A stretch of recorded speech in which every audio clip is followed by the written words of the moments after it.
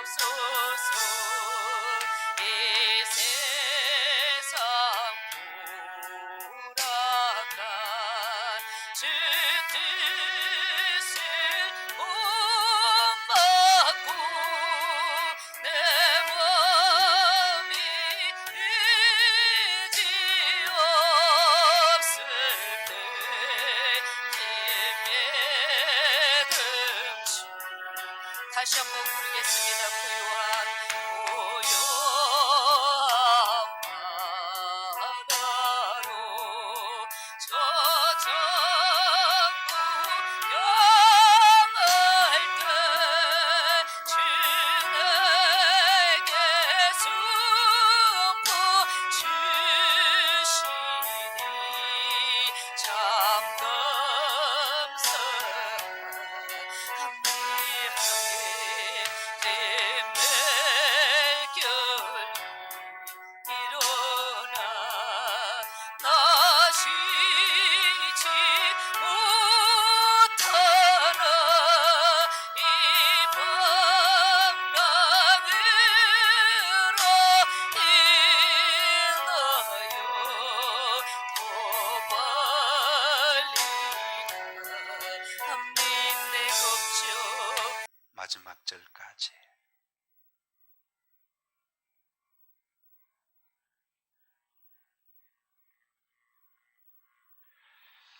네, 오늘 본문 잠언 4장 20절에서 27절 말씀입니다. 말씀을 통하여 내 마음을 지키라 라는 제목으로 같이 또 은혜를 나누려고 합니다. 우리가 한 인생을 살아가면서 지켜야 할 게 너무 많은 것 같아요. 우리 생을 속박하는 모든 것들은 규제와 법, 이런 것들이 우리 생을 많이 속박하고 규제하거든요. 근데 여러분, 그러나 그걸 지켜야 할 건 지켜야만 우리 생이 안전하게 유지가 되고 또 우리 공동체가 또 평화롭게 세워져 가는 줄 믿습니다. 우리 대한민국 국민이죠. 그러면 대한민국 국민으로서 지켜야 할 게 있을까요? 없을까요? 뭘 잘 지켜야 되죠? 나라가 제정한 법을 잘 지켜야 이 땅에서 잘 살 수 있는 거죠. 이해되시죠? 가정에는 지켜야 할 게 없을까요? 있습니다. 우리 가정에서의 지켜야 할 도리들이 또 있는 거죠. 그거 안 지키면 가정이 불행해지는 거죠. 우리 교회, 우리 신앙, 우리 삶의 모든 이 단체나 이 공동체에는 이런 규정이 있는 거예요. 그런 것들을 잘 지킬 때 원만하게 우리의 삶이 잘 세워져 가는 줄 믿습니다. 근데 이런 것들이 참 지켜야 할 중요한 것들이긴 한데 오늘 본문에 보니까 이거보다 더 중요하게 지켜야 할 게 하나 있다, 이렇게 오늘 가르쳐 주시거든요. 오늘 본문 24절을 한번 같이 읽어 보겠습니다. 23절 시작. 모든 지킬 만한 것 중에 더욱 내 마음을 지키라. 왜냐하면 생명의 근원이 이에서 남이니라. 그러니까 앞서 제가 말씀드렸지만 우리가 이 땅을 살아가면서 인생으로 지켜야 할 것들이 많은데 그것들보다, 모든 지킬 만한 것보다 더 뭘 지켜라? 내 마음을 지켜라. 왜냐하면 그런 것들은 지키면 우리 삶의 유익은 조금 되지만 세상에 지켜야 할 모든 법이나 규제 같은 거는 우리 생명은 못 된다. 그러나 우리 생명은 어디서 오냐면 외부적인 환경이 아니라 내 마음에서 우리 생명이 나타나기 때문이다, 이렇게 말합니다. 여러분, 천국은 내 몸 밖에 있어요? 내 마음 안에 있어요? 마음 못 지키면 천국 못 지키는 거거든요. 믿음은 밖에 있는 거예요? 내 마음에 있는 거예요? 마음에 있는 거예요. 마음에서 믿음이 무너지면 몸은 떠나는 겁니다. 그러니까 하나님이 우리에게 가장 중요하게 여겨야 할, 그리고 꼭 지켜야 할 말씀이 뭐냐면 마음이라는 거죠. 여러분, 우리가 삶을, 또 가정 부부의 삶을 살면서도 환경은 얼마든지 우리를 속일 수 있어요. 그러나 마음만 딱 굳게 믿고 지키면 가정은 세워지고 부부관계도 잘 세워져 가는 줄 믿습니다. 마음이 무너지면 몸도 가정도 다 무너지거든요. 그래서 오늘 우리에게 주신 이 말씀, 꼭 지켜야 할 이 말씀 오늘 잘 지키셔서 남은 인생이 하나님이 주신 그 복된 삶을 함께 살아갈 수 있기를 주의 이름으로 축원합니다. 중요하게 지켜야 할 이 말씀 목적 이유가 뭐냐면 이 모든 게 생명이 마음에서부터 나오기 때문이다, 이렇게 말하고 있어요. 자, 이 사람이 좋은 사람이다, 안 좋은 사람이다, 이걸 평가할 때 외모가 이렇게 준수하고 옷을 잘 입으면 좋은 사람일까요? 마음이 좋으면 좋은 사람입니다. 이해되시죠? 겉 행실은 좀 이렇게 초라해도 마음이 너무 좋아, 착해요, 인격이 훌륭해요. 그러면 그분이 좋은 사람이에요.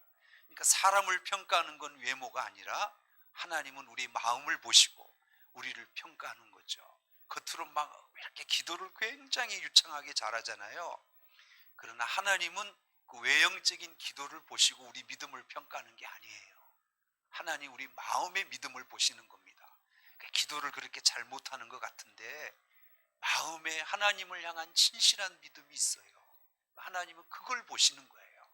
때문에 외형적인 것을 지킬 게 아니라 하나님은 우리의 마음의 믿음과 우리의 마음의 이 생각을 잘 지켜야 한다, 이렇게 우리에게 가르쳐 주시는 거죠. 자, 누가복음 12장에 보면 어리석은 부자 얘기가 하나 나와요. 제가 볼 때 이 어리석인 부자는 세상이 살아가는 사람들의 가장 닮고 싶은 모습 같아요. 농사를 지었어요. 그리고 어마어마한 수확을 거뒀어요. 창고가 모자라. 그래서 새 창고를 다시 지어요. 그리고 농사를 안 지어도 먹고 살 만큼 많은 재물을 얻게 된 거죠. 그리고 이 부자가 스스로 하는 얘기가 뭐냐면, 내 영혼아, 여러 해 쓸 물건을 많이 쌓아두었으니 이제부터는 일하지 말고 매일 먹고 마시고 즐기자, 이런 거예요. 여러분, 이 얘기가 틀렸어요? 아니면 우리가 바라는 얘기예요? 자, 우리 일 안 하고 통장에 돈이 많이 있어서 일 안 하고 먹고 살고 노는 게 좋아요? 매일 아둥바둥 일하며 사는 게 좋아요? 얘기도 잘 안 하시네요. 이 부자가 잘못한 게 없어요. 자기가 스스로 농사를 잘해서 많이 거둔 거예요. 그리고 이제 놀면서 먹고 즐긴다는데 이게 틀린 거예요? 아니면 뭐 잘못된 건 아니죠. 근데 이제 그 다음이 문제예요. 하나님이 위에서 그 부자를 보시더니 어리석은 자여 하시면서 내 영혼을 오늘 밤 내가 취하리니 네가 모아놓은 이 모든 것이 누구 것이 되겠느냐 하시면서 어리석은 자라고 책망합니다. 우리가 볼 때는 이렇게 돈을 많이 쌓아놓고 평생 먹고 마시고 사는 거, 이게 지혜로운 거 아닙니까? 맞죠? 근데 하나님은 이게 어리석다는 거예요. 왜 그러셨을까요? 이 부자는 몸의 즐거움, 육신의 즐거움은 다 갖췄어요. 근데 뭐가 빠진 거예요? 마음의 생명이 빠진 겁니다. 아무리 육신적인 걸 수없이 쌓아놔도 오늘 밤에 하나님이 그 영혼을 쏙 걷어가시면 그 재물 쌓아놓은 게 누구 것이 되겠냐는 거예요. 그러니까 하나님은 쌓아놓은 재물이 중요하다는 거예요. 그 영혼을 지키는 그 마음이 중요하다는 거예요. 자, 이해되시면 아멘 하시죠. 여러분, 마음 안 지키고 육신의 어떤 것을 쌓아놔도 하나님이 오늘 밤 데려가시면 그 쌓아놓은 게 누구 것이 되겠냐는 거예요. 그러니까 이게 얼마나 어리석은 거예요. 이해되시죠? 마음의 부유함을 쌓아놓고 그 다음에 뭘 쌓아놔야 돼? 육신의 부유함도 쌓아놔야지.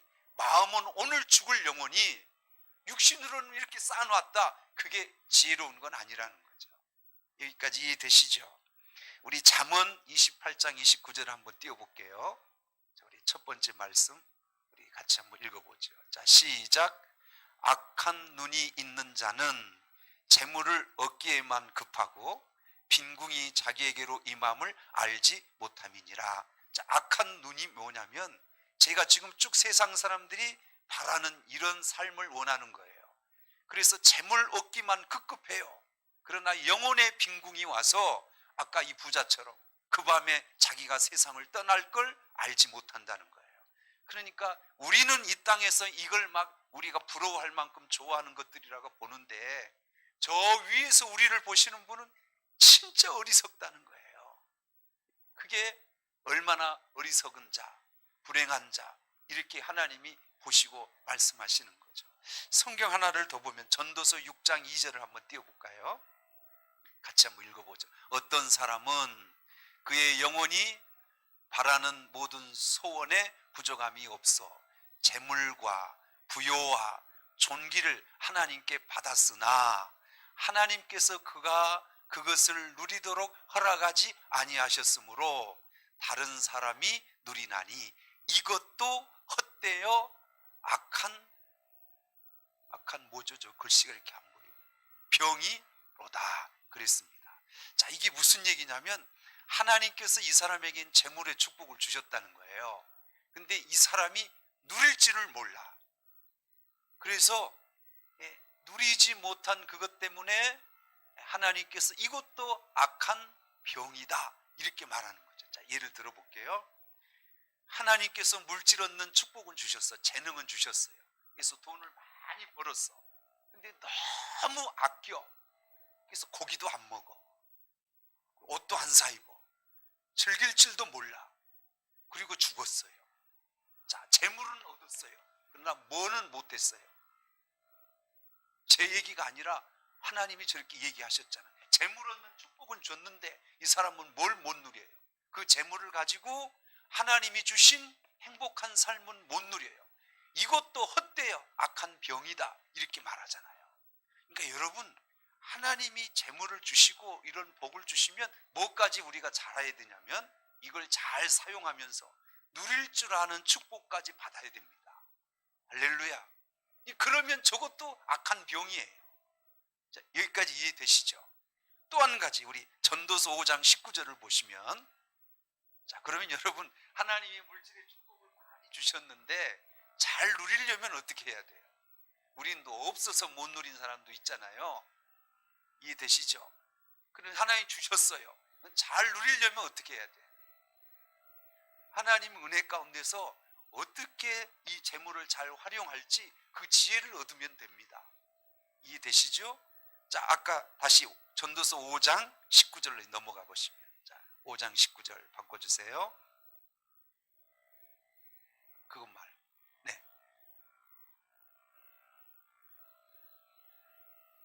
5장 19절인데, 이게 오타가 있는데, 제가 한번 읽어볼게요. 어떤 사람에게든지 하나님이 재물과 부요를 주사 능히 누리게 하시며 분복을 받아 수고함으로 즐겁게 하신 것은 하나님의 선물이다. 자, 이렇게 좀 띄워놓고 제가 설명하면 좋은데 하여튼 귀로 이렇게 좀 들어보시고요. 이게 무슨 얘기냐면 한평생 돈을 모았어요. 아끼면서 살았어. 그리고 죽을 때 이걸 자선단체나 사회에 이걸 기부하고 죽었어요. 자, 잘한 거예요? 못한 거예요? 얘기 좀 해봐요. 잘 모았어. 아끼고 아껴서 잘 모았어요. 그리고 이거를 자기가 죽을 때 좋은 일에 써달라고 기부하고 죽었어요. 자, 잘한 거예요? 못한 거예요? 잘한 거예요. 근데 이거 윤리적으로 도덕적으로는 다 사람들에게 칭찬받을 일이에요. 근데 성경은 이걸 가리켜서 뭐라고 말하냐면 그것도 하나님께서 부요를 누리지 못하는 삶이다 이렇게 말합니다. 여러분, 제가 무슨 말씀을 하려고 하냐면 이렇게 하나님이 주신 모든 재물과 부요함도 뭘 우리에게 우리 마음에 이 풍요함이 없으면 이것도 이렇게 못 쓰고 써도 이렇게 내 삶을 위하여 복되게 쓰지 못하고 우리 삶이 불행하게 된다는 거예요. 그러니까 여러분, 지혜를 얻으셔야 되고 마음의 부요함이 먼저 있으셔야 합니다. 그래서 성경은 우리에게 무릇 지킬 만한 것들이 많아. 재물도 지켜야 되고 사람 도리도 지켜야 되고, 그러나 그것보다 먼저 근원적으로 먼저 지켜야 할 게 뭐냐면 마음을 지켜야 하나님께서 우리 인생도 행복하게 되고 재물도 잘 쓸 수 있고, 그래서 하나님 보시기에 복된 삶이 된다는 거예요. 그러니까 여러분, 제가 우리 젊은 사람들, 우리 결혼하지 않는 청년들에게 제가 꼭 하고 싶고 가르치고 싶은 게 있어요. 결혼만 무조건 하면 행복한 건 아니잖아요. 결혼하기 전에 뭘 배워야 되냐면 결혼이 뭔지, 가정이 뭔지, 부부 생활이 뭔지 이걸 좀 배워야 되거든요. 근데 예전에 우리 어르신들, 우리 이전 세대는 이거 다 공부하고 배우고 결혼했어요. 그냥 눈이 맞아서 결혼했어요. 그러니까 그냥 사랑해서 눈이 맞아서는 했지만 결혼이 뭔지, 부부 사이가 뭔지, 가정 생활이 뭔지 이걸 몰라요. 근데 여러분, 이 가정 생활, 우리 부부의 삶을 가장 잘 가르쳐 주는 책이 어디 있을까요? 성경이에요. 에덴 동산에서부터 하나님이 최초로 만든 게 가정이고 부부도 거기서 만들었거든요. 그러니까 거기서 우리에게 하나님이 주신 가정, 부부 생활을 배워야 돼요. 할렐루야. 그러면 우리 가정이 아름답게 행복하게 세워져요. 자, 우리는 평생 살면서 돈과 관계없이 못 삽니다. 반드시 우리는 죽을 때까지 돈과 관계된 삶을 살아요. 그러나 여러분, 이 돈을 어떻게 쓰는지는 어디서 배워요? 어떻게 써야 내 인생에 유익이 되고, 이거 돈이 많다고 해서 잘못 쓰면 또 불행하잖아요. 이해되시죠?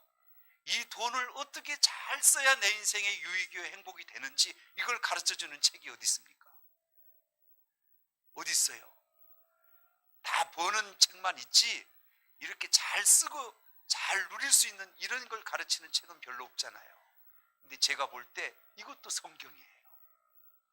그러니까 여러분, 우리는 믿음 생활 그냥 교회만 다니면 된다 이렇게 여기시면 안 되고, 교회에서 하나님 말씀을 통하여 가정도 세우고 인생도 세우고 물질도 어떻게 써야 하는지 이런 것들을 잘 배우셔서 한 번밖에 못 사는 우리 인생 가장 행복하고 보람되고 후회 없이 살다가 우리 주님 앞에 가야 되는 거 아니겠습니까? 이해되시죠? 그러니까 수없이 많은 배경에 좋은 것들은 다 가지고 있지만 마음이 가난해. 그럼 그게 무슨 우리에게 행복이겠냐? 그거는 마음에 불행하면 가지고 있어도 불행한 거죠. 이해되시죠? 그래서 마음이 생명이다 이렇게 말하는 거죠. 자, 조금 더 제가 설명해 볼게요.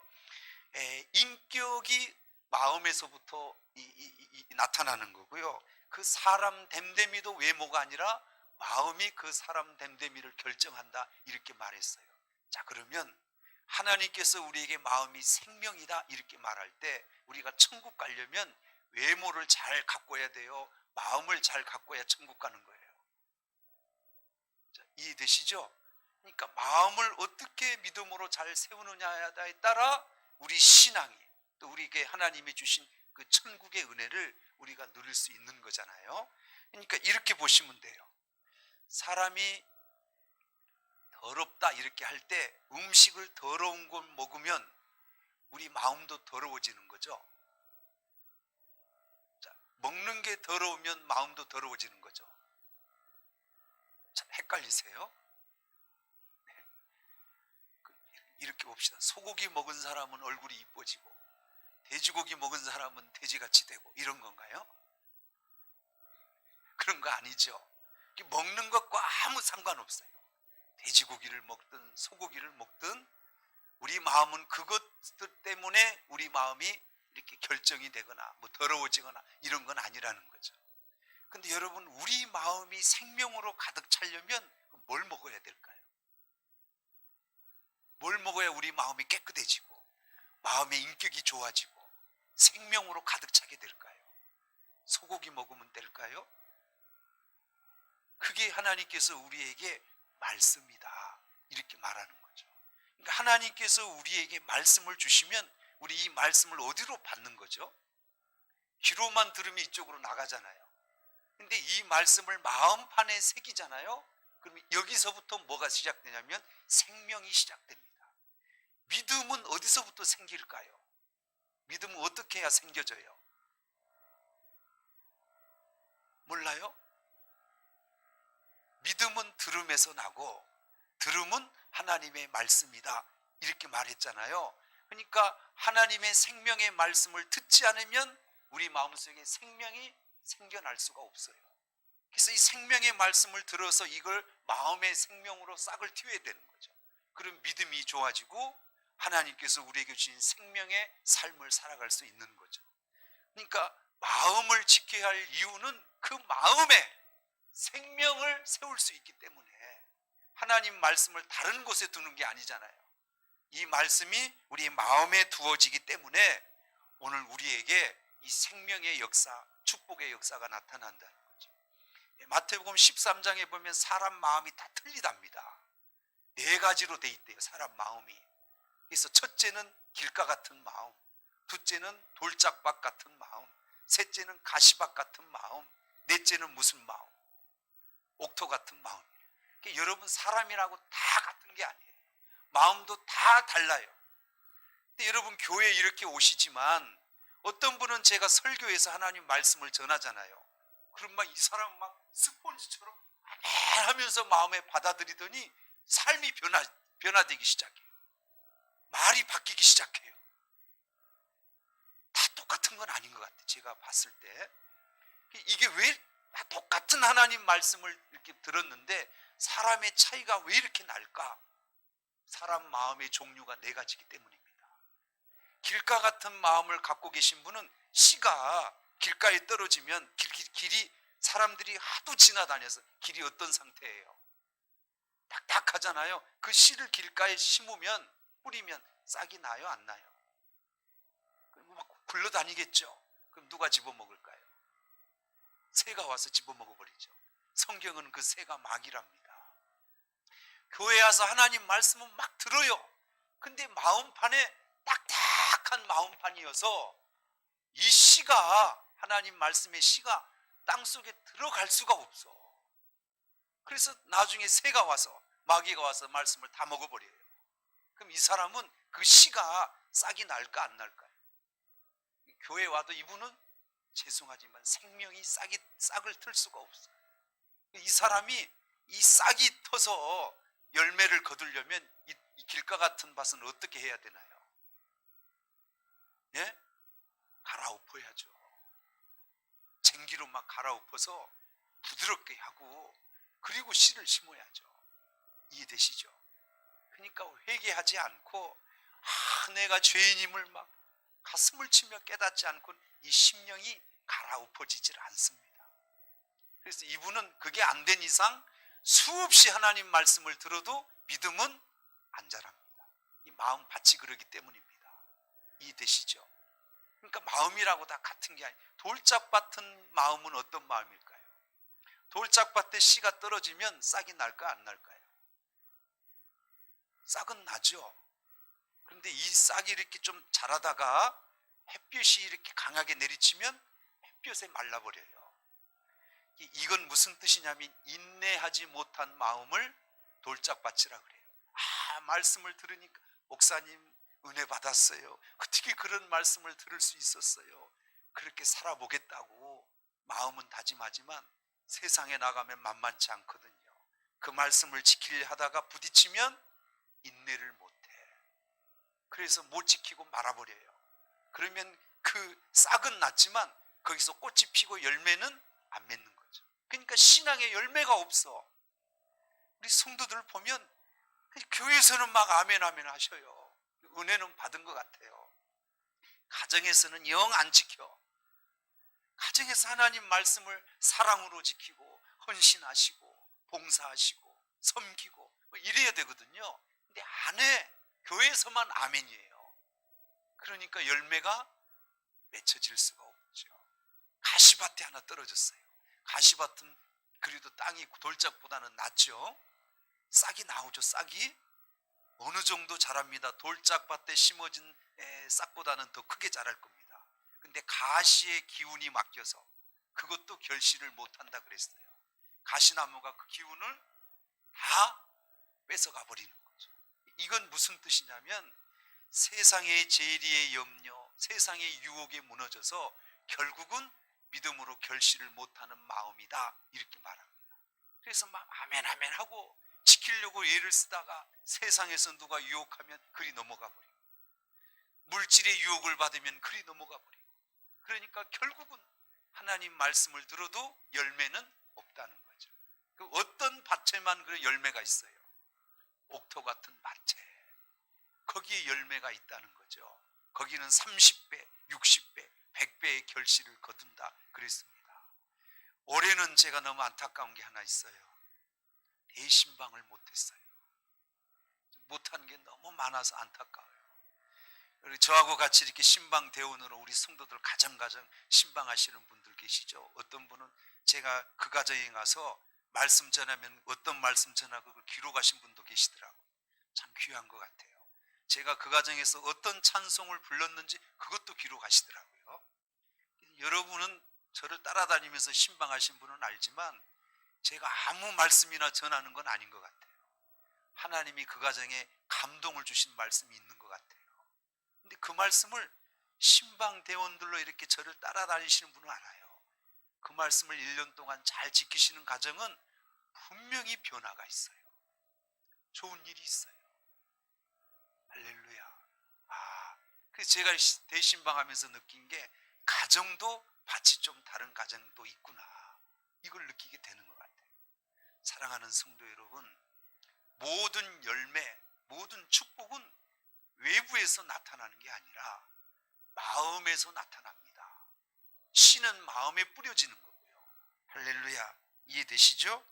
그리고 또 중요한 건 뭐냐면 하나님의 성령이 우리 몸에 온다면 머리로 와요, 마음으로 와요, 아니 다리로 와요. 하나님의 성령이 우리 몸에 임하신다면 어느 부분으로 올 것 같아요? 그것도 마음으로 옵니다. 그러니까 성경은 이렇게 말해요. 우리 말씀 하나 안 보고 간 게 있는데 마태복음 18장 8절 한 번만 볼까요?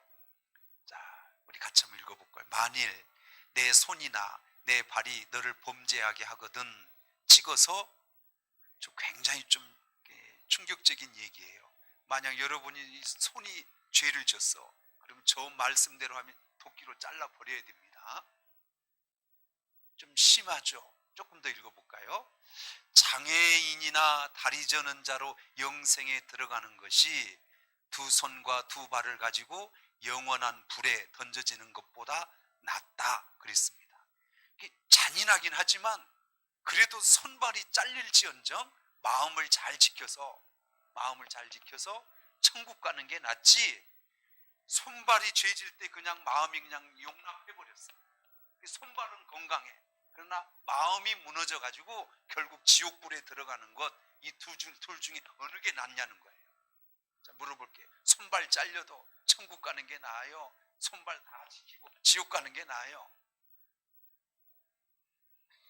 얘기 좀 해봐요. 여러분 지옥에 가보세요. 손발만 잘리겠어요? 이게 무슨 얘기예요? 그만큼 마음을 지키는 데 힘을 쓰라는 거죠. 손발이 죄졌는데 그걸 마음이 용납하면 마음이 무너지는 거잖아요. 그러니까 그런 각오를 가지고 마음을 지켜야 그래야 천국에 가는 거고, 이걸 못 지키면 지옥에 가는 건 간다 이 말이죠. 이해되시죠? 성경 하나 더 볼까요? 고린도전서 3장 16절. 너희가 하나님의 성전인 것과 하나님의 성령이 너희 안에 거하시는 것을 알지 못하느냐. 자, 우리 몸을 하나님이 가리켜서 하나님의 성전이고 우리 마음이 성령의 전이다 이렇게 말합니다. 성령의 전. 성령님이 우리 몸에 오신다면 어디로 오신다는 거예요? 마음에 오신다는 거죠. 그러니까 이 사람이 진짜 하나님의 사람이라면 그 마음에 뭐가 와 있어야 하냐면 성령이 와 있어야 된다는 거죠. 그러니까 성령은 내 마음에 와서 그럼 뭐 할까요? 하나님 말씀을 깨닫게 해요. 이해되시죠? 우리 마음에 위로를 주시고 힘을 주셔요. 그러니까 여러분 마음을 지키는 데 있어서 가장 힘이 되는 건 성령님이 오시는 거예요. 할렐루야. 그럼 그분이 말씀을 깨닫게 하시고 우리에게 힘을 주시고 위로를 주셔서 마음을 잘 지켜서 우리 인생이 복이 되고 천국 가게 하는 그 절대적인 영향을 끼치시는 분이 성령님이죠. 이해되시죠? 로마서 6장 20절을 한번 띄워볼까요? 자, 한번 띄워보시죠. 로마서 6장 20절. 자, 읽어보죠. 시작. 너희가 죄의 종이 되었을 때 의에 대하여 자유로웠느니라. 자, 그랬습니다.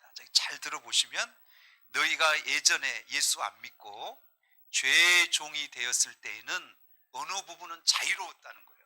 어느 부분에 자유가 있었어요. 의에 대해서는 자유로웠대요. 자, 여러분 예수 안 믿을 때 여러분 교회 오고 하나님 말씀 지키는 거 있어서 전혀 신경 안 써도 되죠. 교회 안 온다고 마음이 막 꺼림칙하거나 이런 거 아니죠. 근데 하나님의 성령이 오고 우리가 신앙을 갖게 되면서부터 의를 알게 된 거거든요. 믿음이 갖게 된부터 하나님의 말씀에 대해서 부담이 느끼기 시작하는 거죠. 이해되시죠? 교회를 안 오면 마음이 편해요, 불편해요? 얘기 좀 해봐요. 예배를 못 드리면 마음이 자유로워요, 불편해요? 이건 여러분 의에 대해서 얽매여 있으시는 거예요. 이게 여러분이 살아있는 신앙이라는 겁니다. 근데 여러분 이 시대에 교회를 안 오고 예배를 안 드리는데 마음이 자유롭다. 이 사람 어떤 사람 같아요? 종이 되었어요. 뭐의 종이? 죄의 종이 되었을 때는 여기에 대해서 자유로운 거예요. 혹시 여러분 이 코로나 시대에 예배를 안 드리는데 마음이 불편함이 없다 이러면 생각해 보셔야 돼요. 이 부분에 자유로우시면 안 돼요. 누구에게 마음을 뺏긴 거예요? 죄에게 우리 마음을 뺏긴 겁니다. 그러면 하나님의 이 예배, 의에 대해서 자유로움이 와요. 전혀 이상하지 않아. 그런데 하나님께 우리가 매여 있으면 하나님 앞에 은혜가 없고 예배를 우리가 드리지 못하면 너무 불편한 거죠. 불편한 게 좋은 거죠. 할렐루야. 우리 남자분들이 이렇게 가정생활 잘하다가 바람을 피우면 마음이 부인에 향한 마음이 편해요, 자유로워요? 너무 예화가 좀 그랬나요? 바람 피우는 순간부터 마음이 얼마나 찜찜하고 얼마나 불편하겠어요. 그런데 바람을 피우는데 마음이 편하다. 그러면 이 남편은 어떤 남편이요? 이미 남편이 아니죠. 이미 마음을 빼앗긴 거죠. 같은 걸 거예요. 우리가 어떻게 하나님을 믿는데 예배를 못 드리고 하나님의 은혜 속에 살지 못하는데 어떻게 마음이 자유로울 수 있어요? 그게 안 되는 거죠. 어떤 분이 오늘 만나서 이렇게 대화를 하는데 목사님 힘드시죠? 그러시더라고. 그래서 아니 몸은 편해요. 요즘 교회 행사가 거의 없어서 몸은 편한데 힘든 건 마음이 좀 힘드네요. 그랬어요. 우리 성도들도 다 마찬가지라고 봅니다. 여러분 육신은 아무리 편해도 마음이 힘들면 몸도 힘든 거예요. 이해되시죠? 그러니까 마음을 지켜내야 돼요. 고난이 올 때도 좀 지키셔야 되고 이럴 때도 마음을 지켜야 돼요. 그래야 우리가 더 건강한, 더 행복한 삶을 살게 되는 줄 믿습니다. 자, 이제 본문 얘기 조금 하고 마칠게. 이제 설명하는데 제가 시간이 많이 할애를 했네요. 자, 20절, 21절 한번 읽어보겠습니다. 자, 어떻게 하면 이제 이 마음을 지킬 수 있느냐? 오늘 우리 읽은 본문은 이렇게 설명해 주고 계세요. 지금까지 마음을 지키는 게 왜 중요한지는 이해가 되셨죠? 자, 그러면 어떻게 이 마음을 지키느냐? 20절, 21절 읽어볼까요? 시작. 내 아들아, 내 말에 주의하며 내가 말하는 것에 내 귀를 기울이라. 그것을 내 눈에서 떠나게 하지 말며 내 마음속에 지켜라. 그러면 생명 같은 마음을 지킬 수 있다. 이렇게 설명하는 거죠. 자, 20절 보니까 내 말에 주의해라. 여기서 내 말은 누구 말이냐면 하나님의 말씀이죠. 여러분도 신앙생활에서 느끼시겠지만 우리 인생의 가장 기본적으로 우리를 바르게 이끌어가는 건 세상의 경험도 아니고 내 자존심도 아니고 세상에 내가 배운 철학도 아니에요. 그거 가지고 가정을 지키기도 어렵고 내 인생 지키기도 어려워요. 근데 제가 하나님 앞에 감사한 건 저는 내 앞길을 모르는데 제가 제 앞길을 모르는데 하나님의 말씀을 따라 걸어가면 이게 열려요. 불안하지 않고 우리 인생에 하나님이 주신 그 축복의 은혜를 누리게 되는 것 같아요. 그러니까 사람 말 듣지 마시고 누구 말을 들으셔야 되냐면 하나님 말씀을 들으셔야 돼요. 그래서 내 말을 주의해라. 헛되이 듣지 말라. 이렇게 말씀하시는 거고, 그리고 내가 말하는 것에 내 귀를 기울여라. 귀를 기울이려면 하나님 말씀을 들으러 와야 되잖아요. 말씀은 귀로 들리잖아요. 근데 여러분 귀가 소리를 많이 듣잖아요. 여기 가면 저 소리, 저기 가면 저 소리, 많이 소리를 듣는데 어떤 소리를 들어야 내 마음이 제일 유익이 될까요? 네? 요즘 그 대세가 트로트를 합디다. 응? 그래서 요즘 트로트를 많이 듣는데요. 그래서 막 트로트를 많이 듣다 보면 입에 찬송가가 많이 나와요. 트로트가 나와요. 요즘 희한합디다. 뭘 듣느냐에 따라 이상해지는 거예요. 여러분 트로트를 수없이 듣잖아요. 그럼 내 입에서 트로트가 나오잖아요. 그러면 내 입에서 나온 이 트로트 이 음악은 입에서 나온 거예요? 마음에서 나온 거예요? 이 마음에서 나온 거거든요.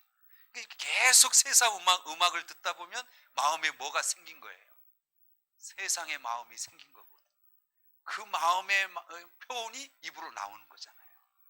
그러니까 여러분 너무 세상 걸 많이 들으시면 안 돼요.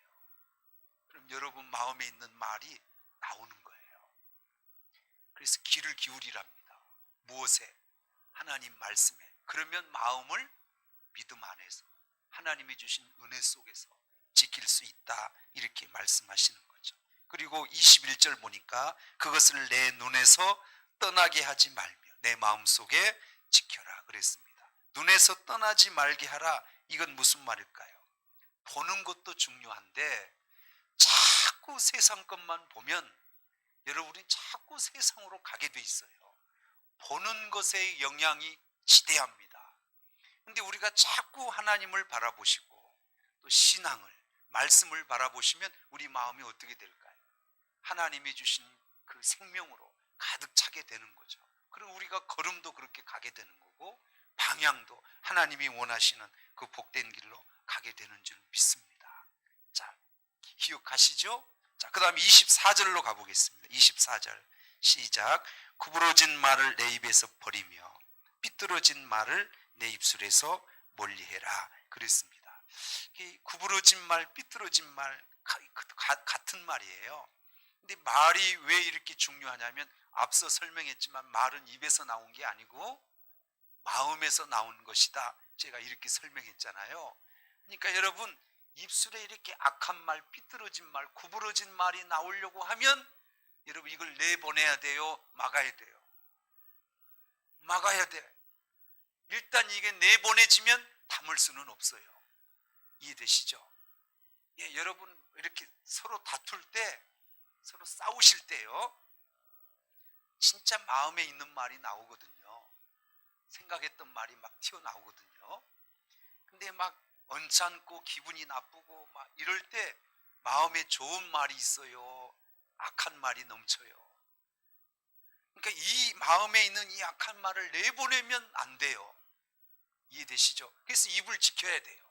구부러진 말, 삐뚤어진 말을 지켜야 되는 거예요. 입을 제갈 먹일 사람이 있어요, 없어요? 있어요? 입을 지킬 수 있는 힘이 있습니까?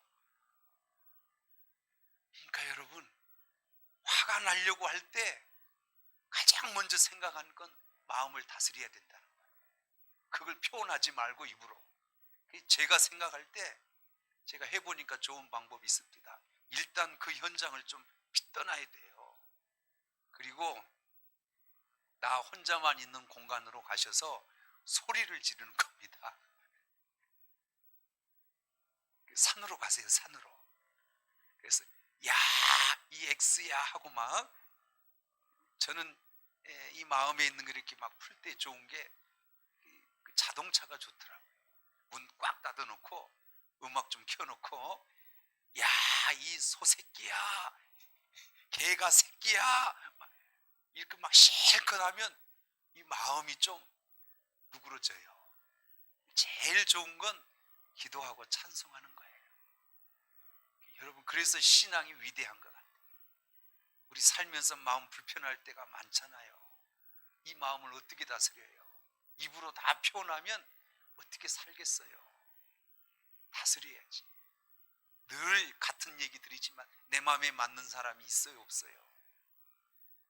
수십 년 산 내 남편 아내도 아직까지 마음이 안 맞거든요. 그런데 어떻게 부딪히지 않고 불쾌하지 않겠어요? 그러나 마음에 그 불편함을 표현한다면 매일 불행하게 살 겁니다. 지키시면 돼요. 할렐루야. 이해되시죠? 자, 그 다음에 한 절만 더 보지요. 25절 26절을 보겠습니다.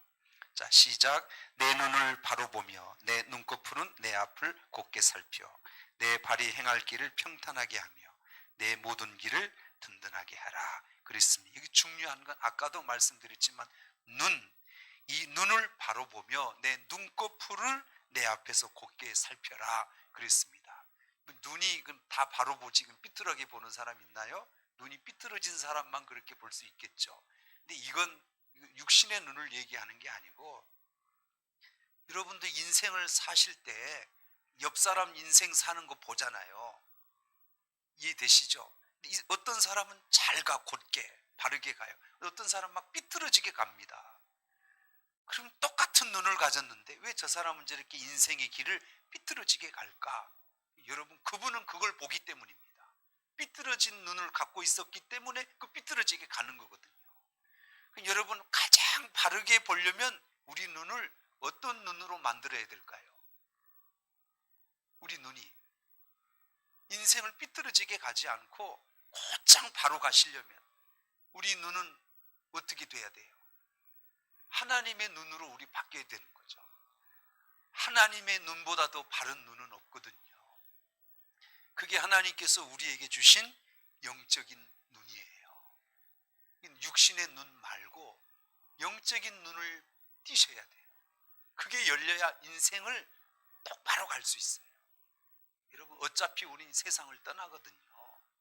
제가 여러 번 반복해서 말씀드리지만 가장 훌륭한 인생은 죽을 때, 내 인생의 마지막 날에 나 훌륭하게 살았다 이렇게 말할 수 있는 사람이 훌륭한 사람이에요.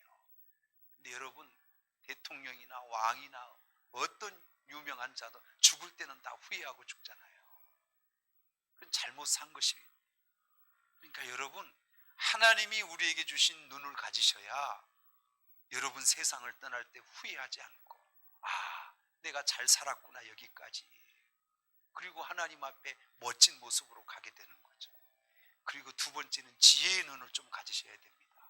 똑같은 어려움을 처할 때 어떤 사람은 이 어려움을 해결을 못해.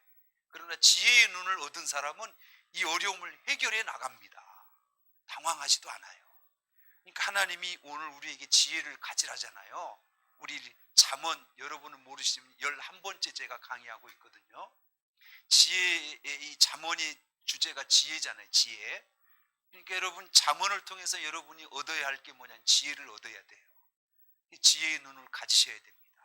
그래야 여러분 인생을 가장 바르게 살아가게 되는 줄 믿습니다. 자, 여기까지인데 정리해 볼게요. 수요 예배는 막 은혜스럽지는 않을 수 있어요. 그러나 여러분, 우리가 깨달아야 할 삶의 지혜를 얻는 시간으로 보시면 됩니다. 이해되시죠? 하나하나 배워가시면 돼요. 왜 하나님이 잠언을 우리에게 주셨는지, 잠언은 뭘 우리에게 가르치는지, 한마디로 얘기하면 지혜롭게 살라는 거잖아요. 여러분, 잘 배우셔서 이렇게 사시면 돼요. 아멘이죠? 자, 오늘 하나님께서 우리에게 주신 것은 꼭 지켜야 할 게 있다. 그게 지혜로운 것이다. 뭘 지켜야 돼요? 마음이다. 이거 하나 무너지면 생명도 끝나고 인생도 다 끝난다. 마음을 뭘로 지킬 거냐? 가르쳐 주시잖아요. 하나님께서 주신 말씀, 생명의 씨앗으로 우리 마음을 잘 가꾸시고, 그래서 우리의 삶이 하나님이 주신 풍성한 삶을 살아가시는 저와 여러분이 되시기를 주의 이름으로 축원합니다. 네, 오늘 주신 말씀 기억하시고 우리 같이 찬양 한 장 드리시고 우리 기도하는 시간 갖겠습니다. 1절만 드리겠습니다.